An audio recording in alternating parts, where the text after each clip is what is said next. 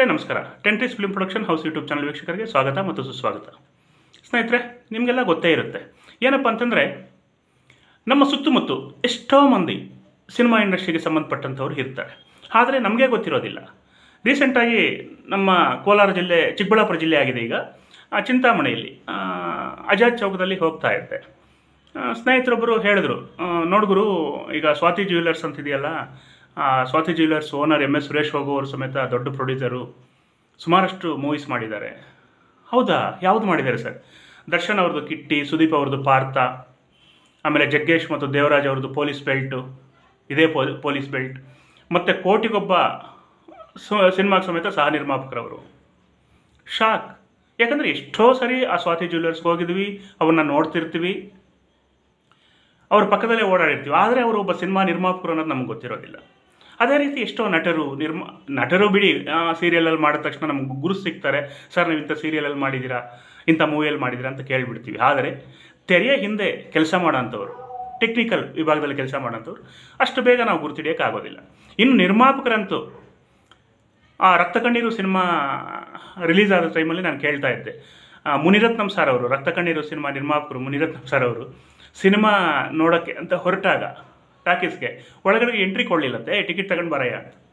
ನಾನು ಈ ಸಿನಿಮಾದ ನಿರ್ಮಾಪಕ ಅಂತ ಹೇಳಿದ್ರೆ ಅವ್ರು ಕೇಳಿ, ಹೋಗಪ್ಪ ಸಾಕು ಅಂದ್ರಂತೆ ಅವರು, ಆ ಟಿಕೆಟ್ ಕಲೆಕ್ಟ್ ಮಾಡೋಂಥವ್ರು. ಆವಾಗ ಉಪೇಂದ್ರ ಅವರಿಗೆ ಫೋನ್ ಮಾಡಿ, ಸಾಧು ಕೋಕಿಲ್ ಅವರಿಗೆ ಫೋನ್ ಮಾಡಿ ಮತ್ತೆ ಅವರು ಬಂದು ಒಳಗೆ ಕರ್ಕೊಂಡು ಹೋಗಿದ್ದಾರೆ. ಈ ರೀತಿ ಎಲ್ಲ ಇರುತ್ತೆ.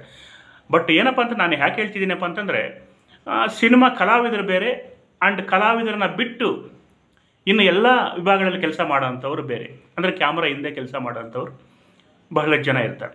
ಆದರೆ ಅವ್ರಿಗೂ ಒಂದು ವ್ಯಾಲ್ಯೂ ಸಿಗಬೇಕು ಅಂದಾಗ ಅವರು ಮಾಡಿದ ಆ ಪ್ರಾಜೆಕ್ಟ್ಗಳು ಸಿಕ್ಕಾಪಟ್ಟೆ ಸೂಪರ್ ಡೂಪರ್ ಹಿಟ್ ಆದಾಗ, ಆಗ ಟೆಕ್ನಿಕಲ್ ವರ್ಕ್ ಯಾರು ಮಾಡಿದ್ದಾರೆ ಅವರತ್ತ ಗಮನ ಹರಿಸೋಕ್ಕೆ ಸ್ಟಾರ್ಟ್ ಮಾಡುತ್ತೆ ಪ್ರಪಂಚ. ಹಂಗೆ ಇವಾಗ ನಮಗೆ KGF ಇಂದ ರವಿ ಬಸ್ರೂರು ಸರ್ ಆಗಲಿ, ರಕ್ತ ಕಣ್ಣೀರಿಂದ ಸಾಧು ಸಾರ್ ಆಗಲಿ, ಸಾಧು ಸಾರ್ ಏನು ಅನ್ನೋದು ನಮ್ಗೆ ಗೊತ್ತಿತ್ತು. ಆರ್ಟಿಸ್ಟ್ ಆಗಿ ಗೊತ್ತಿತ್ತು, ಒಬ್ಬ ಮ್ಯೂಸಿಕ್ ಡೈರೆಕ್ಟರ್ ಆಗಿ, ಒಬ್ಬ ಗ್ರೇಟ್ ಡೈರೆಕ್ಟರ್ ಆಗಿ ಗೊತ್ತಾಗಿದ್ದು ಅವರ ಸಿನಿಮಾಗಳಿಂದ. ಹಾಗೆ ನಿರ್ಮಾಪಕರಾಗಿ ಅಷ್ಟೇ ಬಹಳಷ್ಟು ಜನ. ಈಗ ಹೊಂಬಾಳೆ ಫಿಲಿಮ್ಸ್ ಜಯಣ್ಣ ಮತ್ತು ಭೋಗೇಂದ್ರ ಅವರಾಗಲಿ, ವಿಜಯ್ ಸಾರ್ ಆಗಲಿ, ಹೊಂಬಾಳೆ ಫಿಲಿಮ್ಸ್ ವಿಜಯ್ ಸಾರ್ ಆಗಲಿ, ಇಮ್ಮಿಡಿಯೇಟ್ಲಿ ಅವ್ರ ಹೆಸರು ಹೇಳಿದ ತಕ್ಷಣ ಆ ಹೊಂಬಾಳೆ ಫಿಲಿಮ್ಸ್ ಬ್ಯಾನರ್ ಅವರು, ಇಂಥ ಪ್ರೊಡ್ಯೂಸರ್ಸು ಅಂತ ಹೆಸರು ಗೊತ್ತಾಗ್ತಾ ಇದೆ. ಅದೇ ರೀತಿ ಎಷ್ಟೋ ಮಂದಿಗೆ ನಾವು ನಿರ್ಮಾಪಕರಾಗಬೇಕು ಸಿನಿಮಾ ಇಂಡಸ್ಟ್ರಿಯಲ್ಲಿ, ನಾವು ಒಂದು ಇದನ್ನು ಬಿಸ್ನೆಸ್ ಆಗಿ ನೋಡಬೇಕು, ಏನೋ ಒಂದಷ್ಟು ಲಾಭವನ್ನು ಪಡಿಬೇಕು, ಒಂದು ಹೆಸರು ಗಳಿಸಬೇಕು ನಿರ್ಮಾಪಕರಾಗಿ ಅನ್ನೋ ಒಂದು ಆಸೆಗಳು ಎಷ್ಟೋ ಜನಕ್ಕಿರುತ್ತೆ. ಆದರೆ ಸಿನಿಮಾ ನಿರ್ಮಾಣ ಮಾಡೋ ಅಷ್ಟು ದುಡ್ಡು ನಮ್ಮ ಹತ್ರ ಇಲ್ವಲ್ಲ, ಹಾಗಾದರೆ ಸಿನಿಮಾ ನಿರ್ಮಾಣ ಮಾಡೋದು ಹೇಗೆ ಅನ್ನೋ ಒಂದು ಆಲೋಚನೆ ಸಮೇತ ಅವರಲ್ಲಿ ಮೂಡಿರುತ್ತೆ. ಅಂದರೆ ಏನಪ್ಪ ಅಂತಂದರೆ, ಈಗಿನ ಕಾಲಕ್ಕೆ ಸಿನಿಮಾ ಅಂದರೆ ಕೋಟಿಗಟ್ಟಲೆ ಬೇಕೇ ಬೇಕು. ಕೋಟಿಗಟ್ಟಲೆ ಇನ್ವೆಸ್ಟ್ಮೆಂಟ್ ಮಾಡಿದಾಗಲೇ ಒಂದು ಸಿನಿಮಾ ಆಗುತ್ತೆ. ಆ ಕೋಟಿಗಟ್ಟಲೆ ದುಡ್ಡು ನಮ್ಮ ಹತ್ರ ಇಲ್ವಲ್ಲ. ಇನ್ನು ಕೆಲವರು, ನಮ್ಮ ಹತ್ರ ದುಡ್ಡಿದೆ, ಆದರೆ ಆ ಸಿನಿಮಾ ನಿರ್ಮಾಣ ಮಾಡೋಕ್ಕೆ ಬೇಕಾದಂಥ ಎಲ್ಲ ಟೆಕ್ನಿಷಿಯನ್ಸು, ಆರ್ಟಿಸ್ಟು, ಇವನ್ನೆಲ್ಲ ಒಗ್ಗೂಡಿಸೋದು ಹೇಗೆ? ಈಗ ನಾವು ಬೆಂಗಳೂರಲ್ಲಿ ಎಲ್ಲೋ ಗುಲ್ಬರ್ಗ, ಬೀದರ್, ಹುಬ್ಬಳ್ಳಿ, ರಾಯಚೂರು ಈ ಕಡೆ ಇದ್ದೀವಿ. ಇಲ್ಲಿಂದ ಬೆಂಗಳೂರಿಗೆ ಹೋಗಬೇಕಾ ಎಲ್ಲವನ್ನ ಇದು ಮಾಡೋಕ್ಕೆ? ನಮ್ಮ ಕಡೆ ಇಲ್ವಲ್ಲ ಇಂಡಸ್ಟ್ರಿ. ಈ ಥರ ಆಲೋಚನೆಗಳು ಕೆಲವರಲ್ಲಿ ಇರುತ್ತೆ. ಇನ್ನು ಕೆಲವರಿಗೆ ಭಯ, ಅಯ್ಯೋ ಇಷ್ಟು ಕಷ್ಟಪಟ್ಟು ದುಡಿದು ಸಂಪಾದನೆ ಮಾಡಿ ಇಟ್ಟಿದ್ವಿ, ಒಂದು ಸೈಟ್ ಮೇಲೆ ಹಾಕೋಣ, ಒಂದು ಬಿಲ್ಡಿಂಗ್ ಮೇಲೆ ಹಾಕೋಣ, ಬೇರೆ ಒಂದು ವ್ಯಾಪಾರದ ಮೇಲೆ ಹಾಕೋಣ, ಸಿನಿಮಾ ಇಂಡಸ್ಟ್ರಿ ಮೇಲೆ ಹಾಕಿದ್ರೆ ಲಾಸ್ ಆಗಿಬಿಟ್ರೆ ಏನು ಮಾಡೋದು? ಈ ರೀತಿ ಭಯ ಕಾಡ್ತಾ ಇರ್ತದೆ.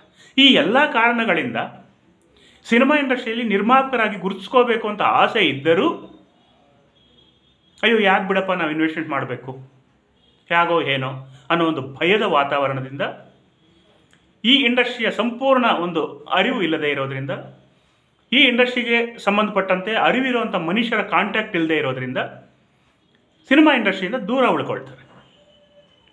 ಅಂಥವ್ರಿಗೋಸ್ಕರ ಈ ಒಂದು ವಿಡಿಯೋನ ನಾವು ಮಾಡ್ತಾ ಇದ್ವಿ. ಏನಪ್ಪ ಅಂತಂದರೆ, ಇಲ್ಲಿ ನಾನು ಹೇಳ್ತಾ ಇದ್ದೀನಿ, ನಮ್ಮ ಸಿನಿಮಾ ಬಜೆಟ್ಟು 30 ಲಕ್ಷ. 10 ಮಂದಿ ನಿರ್ಮಾಪಕರನ್ನ ಒಗ್ಗೂಡಿಸ್ಕೊಂಡು ಒಂದು ಪ್ರಾಜೆಕ್ಟನ್ನು ಮಾಡಬೇಕು ಅನ್ನೋದು ನಮ್ಮ ಪ್ಲಾನಿಂಗ್. ಸರ್, 30 ಲಕ್ಷ ಅಷ್ಟರಲ್ಲಿ ಆಗುತ್ತಾ? ಆಗುತ್ತೆ. ನಾವು ರೆಡ್ ಡ್ರ್ಯಾಗನ್ ಕ್ಯಾಮ್ರಾ ಇಟ್ಕೊಂಡು ಒಂದಷ್ಟು ಹೊಸ ಕಲಾವಿದರು, ಒಂದಷ್ಟು ಹಳೆಯ ಕಲಾವಿದರನ್ನ ಒಗ್ಗೂಡಿಸ್ಕೊಂಡು ನಾವು ಸಿನಿಮಾ ಮಾಡ್ಬೋದು, ತೊಂದರೆ ಏನಿಲ್ಲ. ಇವತ್ತು ಆ ಬಜೆಟಲ್ಲಿ ಮಾಡಿದ್ರೆ ಈಸಿಯಾಗಿ ನಾವು ರಿಟರ್ನನ್ನು ಪಡಿಬೋದು ಅನ್ನೋ ಆಲೋಚನೆಯಿಂದ ನಾನು ಈ ಒಂದು ಪ್ಲಾನಿಂಗನ್ನು ಮಾಡಿದ್ದು. ಸೊ ಸರ್, ಇವಾಗ 30 ಲಕ್ಷ ಅಷ್ಟೇ ಅಲ್ವಾ, ಯಾರೋ ಒಬ್ಬರೇ ಹಾಕ್ಬೋದಲ್ವಾ, 10 ಮಂದಿ ಯಾಕೆ ಅನ್ನೋ ಒಂದು ಪ್ರಶ್ನೆ ಇಲ್ಲಿ ಮೂಡುತ್ತೆ. ಯಾಕೆ ಹೇಳ್ತಿದ್ದೀನಪ್ಪ ಅಂತಂದರೆ, ಈಗ ಇಷ್ಟೊತ್ತು ನಾನು ಹೇಳಿದ್ನಲ್ಲ, ನಾನು 30 ಲಕ್ಷ ಹಾಕಕ್ಕೆ ರೆಡಿ ಇದೆ, ನನ್ನ ಹತ್ರ ಇದೆ. ಆದರೆ ಫೈಲ್ಯೂರ್ ಆಗಿಬಿಟ್ರೆ 30 ಲಕ್ಷ ಹಾಳಾಗೋಯ್ತಾ, ಈ ಒಂದು ಭಯ ಕಾಡ್ತಾ ಇರುತ್ತಲ್ವ. ಅಂಥವರಿಗೆ ಒಮ್ಮಿಂದೊಮ್ಮಲೆ 30 ಲಕ್ಷ ಹಾಕೋಕ್ಕೆ ಭಯ ಇದ್ದಾಗ ಆ 3 ಲಕ್ಷವನ್ನು ಇನ್ವೆಸ್ಟ್ಮೆಂಟ್ ಮಾಡಿದ್ರೆ ಒಬ್ಬ ಸಹ ನಿರ್ಮಾಪಕರಾಗಿ ಇಂಡಸ್ಟ್ರಿಗೆ ಬಂದು ಇಂಡಸ್ಟ್ರಿಯ ಸಂಪೂರ್ಣ ಮಾಹಿತಿಯನ್ನು ಅವರು ಪಡ್ಕೋಬೋದು. ಇಲ್ಲೇನು ಲಾಸ್ ಅಂತ ಆಗೋದಿಲ್ಲ. ಹೇಳ್ತಾ ಇದ್ವಲ್ಲ, 30 ಲಕ್ಷದಲ್ಲಿ ಸಿನಿಮಾ ಮಾಡಿದಾಗ ಲಾಸ್ ಅಂತ ಆಗೋದಿಲ್ಲ.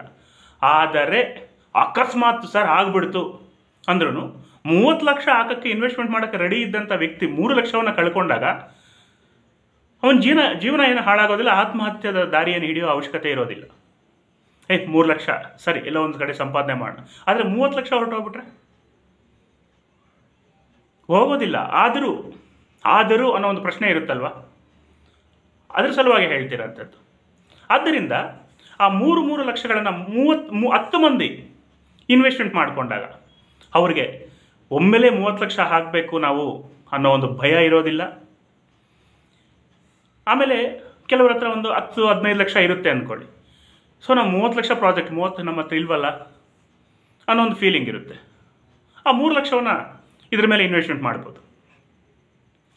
ಈ ರೀತಿ 10 ಮಂದಿ ಸೇರಿಕೊಂಡು 3 ಲಕ್ಷವನ್ನು ಇನ್ವೆಸ್ಟ್ಮೆಂಟ್ ಮಾಡಿ ನೀವು ನಿರ್ಮಾಪಕರಾಗ್ತಾರೆ, ಸಹ ನಿರ್ಮಾಪಕರಲ್ಲ, 10 ಮಂದಿ ನಿರ್ಮಾಪಕರೇ ಇದಕ್ಕೆ.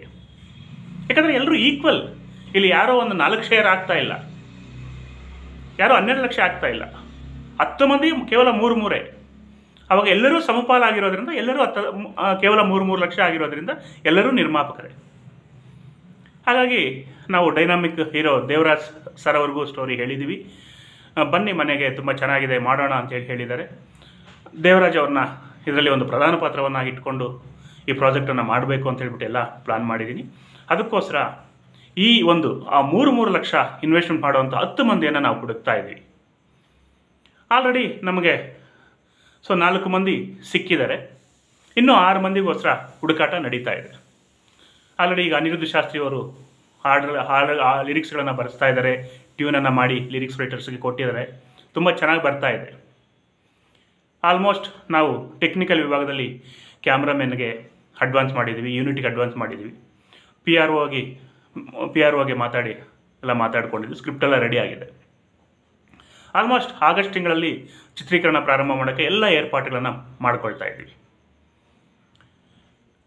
ಏನಪ್ಪ ಅಂತಂದರೆ, ಒಂದಷ್ಟು ಹೊಸಬರು, ಒಂದಷ್ಟು ಹಳೆ ಮುಖಗಳು ಮತ್ತು ಹೊಸ ಮುಖಗಳು ಎಲ್ಲ ಕಂಬೈಂಡಲ್ಲಿ ಈ ಸಿನಿಮಾ ಮಾಡೋಕ್ಕೆ ಎಲ್ಲ ಏರ್ಪಾಟ್ ಮಾಡ್ಕೊಳ್ತಾ ಇದ್ದೀವಿ. ಹಾಗಾಗಿ 3 ಲಕ್ಷ ಇನ್ವೆಸ್ಟ್ಮೆಂಟ್ ಮಾಡಿ ನಿರ್ಮಾಪಕರಾಗಿ ಸಿನಿಮಾ ಹೋಗುಗಳು, ವ್ಯಾಪಾರ ವಹಿವಾಟು ಹೇಗಿರುತ್ತೆ, ಏನು ಇಂಡಸ್ಟ್ರಿಗೆ ಬಂದರೆ ಮುಂದೆ ನಾವು ಕೋಟ್ಯಾಂತರ ರೂಪಾಯಿ ಇನ್ವೆಸ್ಟ್ಮೆಂಟ್ ಮಾಡಿ ನಾವು ಬಂದಾಗ ಸಕ್ಸಸ್ ಆಗ್ಬೋದಾ ಅನ್ನೋದು ಈ ಚಿಕ್ಕ ಇದರಲ್ಲೇ ನೀವು ಕಲ್ತ್ಕೋಬೋದು, ತಿಳಿದುಕೋಬೋದು. ಒಂದು ಆಲೋಚನೆ ಮಾಡಿ ನಮ್ಮೊಂದಿಗೆ ಕೈ ಜೋಡಿಸಿ ಎಲ್ಲರೂ ಒಗ್ಗೂಡಿ ಈ ಪ್ರಾಜೆಕ್ಟನ್ನು ಮಾಡೋಣ.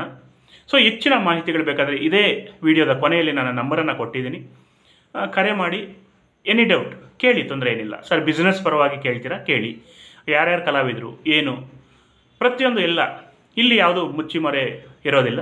ಎಲ್ಲ ಟೋಟಲ್ ಡೈರೆಕ್ಟಾಗಿ ಯಾರ್ಯಾರು ಸೀನಿಯರ್ ಕಲಾವಿದರಿದ್ದಾರೆ ಅವ್ರ ಹತ್ರ ನಿಮ್ಮನ್ನು ಕರ್ಕೊಂಡು ಹೋಗ್ತೀನಿ, ಪರಿಚಯ ಮಾಡಿಕೊಡ್ತೀನಿ. ಹಾಗೆ ಬ್ಯಾನರ್ ರಿಜಿಸ್ಟ್ರೇಷನಲ್ಲಿ ಸಮೇತ ನಿರ್ಮಾಪಕರಾಗಿ ಎಲ್ಲರ ಹೆಸರು ಇದ್ದೇ ಇರುತ್ತೆ. ಅದೊಂದು ಅಗ್ರಿಮೆಂಟ್ ಸಮೇತ ಇರುತ್ತೆ. ಮಾಡಿಕೊಂಡು ಒಂದು ಪ್ರಾಜೆಕ್ಟನ್ನು ಮಾಡೋಣ. ಇಷ್ಟು ವರ್ಷಗಳ ಕಾಲ ನಾನು ಎಲ್ಲ ಹೊಸ ಹೀರೋಗಳೊಂದಿಗೆ ವರ್ಕ್ ಮಾಡಿದೆ. ಅಂದರೆ ನಾವು ನಿರ್ಮಾಪಕರು ಸರ್ ನಾವು ಹೀರೋ ಆಗ್ತೀವಿ ಅಂತ ಬಂದಾಗ ಅವ್ರನ್ನ ಇಟ್ಕೊಂಡು, ಆಮೇಲೆ ಪೇರೆಂಟ್ಸ್ ಕ್ಯಾರೆಕ್ಟರ್ಗೆಲ್ಲ ಸೀನಿಯರ್ಸ್ನ ಹಾಕಿ ನಾವು ಮಾಡಿದ್ವಿ. ಆದರೆ ಏನಪ್ಪ ಅಂತಂದರೆ, ಹೀರೋ ಅಂದಾಗ ಆ ಹೀರೋ ಚೆನ್ನಾಗಿದ್ದಾನೆ ಅನ್ನೋ ಒಂದು ಫೀಲಲ್ಲಿ ಎಲ್ಲರಲ್ಲೂ ಬರಬೇಕು. ಆ ಥರ ವ್ಯಕ್ತಿಯನ್ನು ನಾವು ಹೀರೋ ಮಾಡಿ ಸಿನಿಮಾ ಮಾಡೋಣ ಅನ್ನೋ ಉದ್ದೇಶದಿಂದ ಮಾಡ್ಕೊಂಡು ಹೋಗ್ತಾ ಇದ್ದೆ. ಆದರೆ ನಿರ್ಮಾಪಕರು ಅವರೇ ಆಗಿರೋದ್ರಿಂದ ನಾವು ಅವರನ್ನೇ ಹೀರೋಗಳಾಗಿ ಮಾಡಬೇಕಾಯಿತು. ಅದರಿಂದ ಒಂದು ಹೆಜ್ಜೆ ಮುಂದಿಟ್ಟು ಅಟ್ಲೀಸ್ಟ್ ಎಲ್ಲರಿಗೂ ಗೊತ್ತಿರೋ ಅಂಥ ಮುಖಗಳನ್ನು ಬಳಸಿ ಕನ್ನಡದಲ್ಲಿ ಸಿನಿಮಾ ಮಾಡೋಣ ಅಂತ ಹೇಳ್ಬಿಟ್ಟು ಉದ್ದೇಶದಿಂದ ಈ ವಿಡಿಯೋ ಮಾಡ್ತಾ ಇದ್ದೀನಿ. ಸೊ ನಿಮಗೆ ನಿರ್ಮಾಣದ ಬಗ್ಗೆ ಆಸಕ್ತಿ ಇದ್ದಲ್ಲಿ ದಯವಿಟ್ಟು ಸಂಪರ್ಕ ಮಾಡಿ, ಎಲ್ಲರೂ ಜೊತೆಗೂಡಿ ಸಿನಿಮಾ ಮಾಡೋಣ. ನಿಮ್ಮ ಗಾಂಧಿ.